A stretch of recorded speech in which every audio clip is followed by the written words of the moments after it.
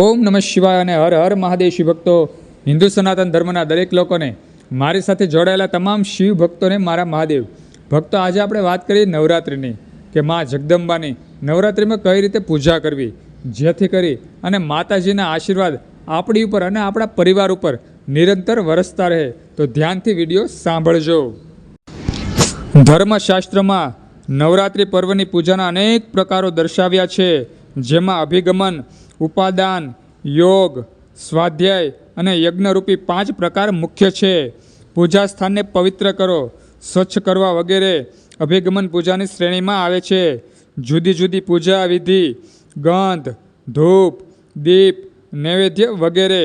ઉપાદાન પૂજામાં આવે છે પોતાના ઈષ્ટ દેવી દેવતાની આત્મા સ્વરૂપે પૂજા કરવી, યોગ કહેવાય છે. દેવી દેવતાના સૂક્ત, સ્ત્રોત, ગુણ, નામ, લીલા વગેરેનો પાઠ કરવો તે સ્વાધ્યાય પૂજા કહેવાય છે. અષ્ટમીના રોજ માતાજીનો યજ્ઞ કરીને આહુતિ આપીને તેને યજ્ઞ પૂજા કહે છે. દેવી પૂજાના પૂજા સામગ્રીથી દેવી પૂજાની ઉપાસના કેવી રીતે કરીએ, આ એક મહત્વપૂર્ણ પ્રશ્ન છે. આમ તો દેવી પૂજાના 64, 16, 10 અને 5 ઉપચારો પૂજા કરવાની પદ્ધતિઓ જોવા મળે છે. તેની સાથે રાજોપચાર પૂજાનો ઉલ્લેખ પણ જોવા મળે છે. અહીં આપણે માત્ર પંચોપચાર પૂજા, જે ઓછા સમયમાં વધુમાં વધુ ફળદાયી છે, તેની ચર્ચા કરીશું. પંચોપચારમાં ગંધ, પુષ્પ, ધૂપ, દીપ અને નૈવેદ્ય વધુ મહત્વ છે. પૂજા વિધિની શરૂઆત કરતાં પહેલાં જળથી સંપૂર્ણ શરીરની શુદ્ધિ કરી લો. પૂજા સામગ્રીને એક તાસકમાં એકત્રિત કરીને પોતાની સામે મૂકો.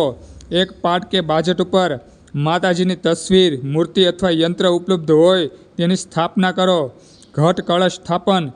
એકમના રોજ શુભ મુહૂર્તમાં શુદ્ધતા અને પવિત્રતાપૂર્વક માતાજીની સામે પાટ ઉપર ઘટ કળશની સ્થાપના કરો. એક તાંબાના પાત્રમાં જળ ભરીને તેમાં નાગરવેલના 5 લીલા પાન મૂકો અને તેની ઉપર શ્રીફળ મૂકો. આને ધાન્ય ઘઉં ઉપર મૂકીને તેની ગંધ, પુષ્પ, ધૂપ, દીપ અને નૈવેદ્યથી પૂજા કરો. આજે કળશ સ્થાપના કહેવામાં આવે છે. શક્તિ પૂજામાં કળશ સ્થાપનાનું ખૂબ જ મહત્વ છે. કળશને લક્ષ્ય કહેવામાં આવે છે. કળશ પવિત્રતા અને સમૃદ્ધિનું સૂચક છે. જવારા રોપણ. માતાજીના ભક્તો એકમના દિવસે પરિવારની સુખ સમૃદ્ધિ માટે જવારાઓનું રોપણ કરે છે. માટીના એક મોટા કોડિયામાં કાળી માટી નાખીને ઘઉં કે જવને વેરી દો અને તેને માતાજી સમક્ષ મૂકી દો.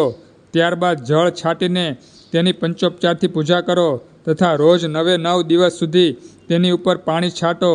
જવારાઓએ જવ માંગલિક અને વર્ધનશીલ હોય છે, જે લીલોતરી અને સમૃદ્ધિનું પ્રતીક માનવામાં આવે છે. અખંડ દીપ સાધના. માતાજીની પ્રસન્નતા માટે નવરાત્રિમાં અખંડ દીપ સાધનાનું ખૂબ જ મહત્વ છે. દીવાને માતાજીની આગળ શુદ્ધ ઘી અથવા તેલના મોટા દીવડામાં રૂની મોટી વાટ બનાવીને સુરક્ષિત સ્થાને મૂકી દો. પછી તેનું પંચોપચાર પૂજન કરો. અખંડ દીપ સાધના ઐશ્વર્ય, સુખ, સમૃદ્ધિ અને અખંડતાનું પ્રતીક છે. દેવી પૂજા. માતાજીની મૂર્તિ અથવા તસવીરને શુદ્ધ જળથી સ્નાન કરાવી ચોખ્ખા કપડાથી સાફ કરી લો. ત્યારબાદ ચોકીની વચ્ચે ફોટા અને મૂર્તિની સ્થાપના કરો. પૂજા એવી રીતે કરવી કે સાક્ષાત માતાજી તમારી સન્મુખ બિરાજેલા હોય અને માતાજીની ઉપાસના કરી રહ્યા હો. અનામિકા આંગળીથી માના મસ્તક, હૃદય, ભુજાઓ, હાથો અને પગોમાં ગંધ લગાવો.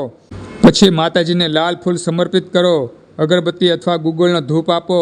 દીવો સળગાવી પૂજા કરો અને નૈવેદ્ય સમર્પણ કરી પૂજાવિધિ સમર્પિત કરો. આ થઈ પંચોપચાર દેવી પૂજા. કુળદેવી પૂજન. પોતપોતાની કુળ પરંપરા પ્રમાણે દુર્ગાષ્ટમી અથવા નોમના રોજ કુળદેવી પૂજાનો પણ ઉલ્લેખ કરવામાં આવેલ છે. જો આપણે નવરાત્રિના 9 દિવસ સુધી માતાજીની પૂજા ઉપાસના ન કરી શકીએ તો આઠમ અથવા નોમના રોજ સમગ્ર પરિવાર સાથે મહાકાળી, મહાલક્ષ્મી, મહાસરસ્વતી અને ભૈરવની સાથે બટુક અને કુમારની પૂજા કરવી કુળદેવીના આશીર્વાદ પ્રાપ્ત કરી શકો છો. કુમારી પૂજન. નવરાત્રિમાં કુમારિકાઓની પૂજાનો પણ ઉલ્લેખ જોવા મળે છે. જો એકમની લઈ નોમ સુધી 2 થી 10 વર્ષ સુધીની કન્યાઓની પૂજા કરવામાં આવે તો અતિ ઉત્તમ માનવામાં આવે છે. જો શક્ય હોય તો નોમના રોજ એકી સાથે નવદુર્ગા સ્વરૂપ કુમારી પૂજાની ઐશ્વર્ય, ભોગ અને મોક્ષ ચારે પુરુષાર્થની અને સંપદાની પ્રાપ્તિ થાય છે. દેવી સ્તવન. એકમથી નોમ સુધી દુર્ગા સપ્તમીનો પાઠ પણ કરી શકાય છે. આ દુર્ગા પૂજાનો એક મહત્વનો ભાગ માનવામાં આવે છે. દુર્ગા સપ્તશીમાં 13 અધ્યાય છે, જે 3 ભાગોમાં વહેંચવામાં આવે છે. પહેલા, બીજા અને ત્રીજા ચરિતને એકમ, બીજા ત્રીજા રોજ પઠન કરી શકો અને 9 દિવસ સુધી પણ તેનું પારાયણ કરી શકાય છે. જો શક્ય બને તો નરવાણ મંત્ર ઓમ એમ હિમ ક્લીમ ચામુંડાય વિચ્ચે આ મંત્રનો રોજ રોજ પાઠ કરવાનો ઉલ્લેખ કરવામાં આવે છે. જો તે પણ શક્ય ન હોય તો ઓમ દુર્ગાય નમઃ આ મંત્રનો જાપ કરવાથી પણ માતાજીની પ્રસન્નતા પ્રાપ્ત થાય છે અને માતાજીના આશીર્વાદ આપણી પર નિરંતર વરસતા રહે છે. તો ભક્તો, આવી રીતે પણ તમે માતાજીની આરાધના, માતાજીની પૂજા કરી શકો છો. સુંદર આ એક વિડીયો તમને ગમ્યો હોય, સાંભળવો ગમ્યો હોય તો વિડીયોમાં લાઈક આપજો, કમેન્ટમાં જય માતાજી લખજો અને આ વિડીયો આપણે હિન્દુ સનાતન ધર્મના લોકોને શેર કરી દેજો. જય માતાજી.